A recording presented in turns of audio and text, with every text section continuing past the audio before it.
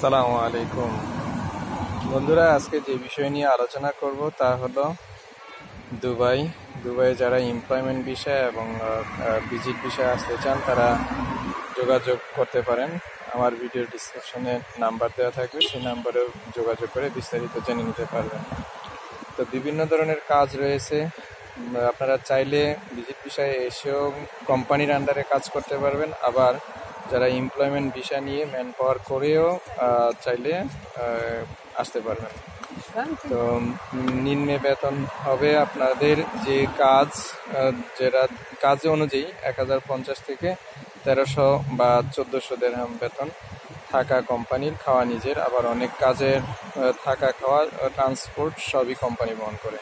তো এই মুহূর্তে আমার কাছে যে অফারগুলো আছে, indoor cleaner, hotel cleaner, hotel waiter, housekeeper, তারপর হচ্ছে factory packaging factory, plastic factory, laundry cleaner ইত্যাদি।